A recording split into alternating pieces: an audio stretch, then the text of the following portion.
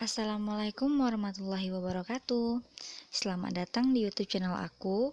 Untuk video pertama kali ini, aku akan membahas tentang hubungan manusia dan pendidikan. Oh ya, sebelum teman-teman tonton, tolong klik like and subscribe ya. Dan boleh share juga di akhir video. Yuk belajar bersama aku, Fauzia Tunisa. Nah, sebenarnya apa aja sih yang akan dibahas? Nah, teman-teman, selain aku akan membahas hubungan manusia dan pendidikan, aku juga akan membahas tentang hakikat manusia, hakikat pendidikan, dan juga ada kesimpulannya loh. Makanya tonton sampai akhir ya. Oke, kita menuju ke pembahasan pertama, hubungan manusia dan pendidikan. Pendidikan merupakan salah satu kebutuhan pokok dalam kehidupan manusia. Kenapa? Karena manusia sebagai makhluk yang diberikan kelebihan oleh Allah dengan suatu bentuk akal pada diri manusia yang tidak dimiliki makhluk Allah yang lain dalam kehidupannya. Bahwa untuk mengelola akal pikirannya, manusia memerlukan pola pendidikan melalui suatu proses pembelajaran. Hubungan manusia dengan pendidikan tentunya sangat erat karena mempunyai ikatan yang tidak bisa dipisahkan antara satu dengan yang lainnya. Pendidikan merupakan kebutuhan pokok dalam kehidupan manusia yang berpikir bagaimana menjalankan hidupnya di dunia ini dalam rangka mempertahankan hidupnya. Kemudian, manusia dapat tumbuh berkembang melalui pendidikan karena manusia dapat tumbuh berkembang melalui suatu proses alami melalui kedewasaan baik itu bersifat jasmani dan rohani.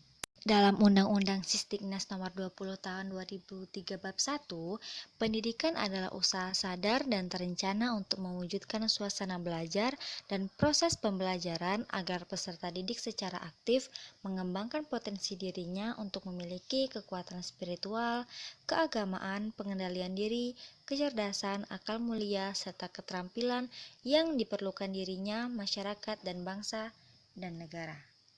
Dalam Islam, manusia dipandang sebagai manusia, bukan sebagai binatang, karena manusia memiliki derajat yang tinggi, bertanggung jawab atas segala yang diperbuat, serta makhluk memikul amanah yang berat.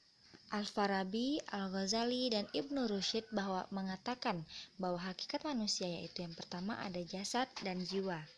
Kemudian, Ibnu Maskawih menambahkan satu unsur manusia, yaitu hayah, hidup. Kenapa? Karena pada diri manusia ketika dalam bentuk embrio atau perpaduan antara ovum dan sperma sudah terdapat kehidupan walaupun roh belum ditiupkan, sedangkan hayah sendiri terdapat pada sperma dan ovum yang membuat embrio hidup dan berkembang. Dalam KBBI, pendidikan berasal dari kata didik atau mendidik, yaitu memelihara dan memberi latihan atau ajaran pimpinan mengenai akhlak dan kecerdasan pikiran. Hakikat pendidikan adalah suatu proses menumbuh kembangkan eksistensi peserta didik yang memasyarakat, membudaya dalam tata kehidupan yang berdimensi lokal, nasional, dan global. Reja Mujaharjo dalam bukunya Pengantar Pendidikan, sebuah studi awal tentang dasar-dasar pendidikan pada umumnya dan pendidikan di Indonesia, menyatakan tentang asumsi pokok pendidikan yaitu pendidikan adalah aktual, pendidikan adalah formatif, dan pendidikan adalah suatu proses pencapaian tujuan. Nah, teman-teman, dari materi yang sudah aku jelasin tadi, dapat kita tarik kesimpulan bahwa manusia pada dasarnya dapat ditempatkan dalam 3 kategori.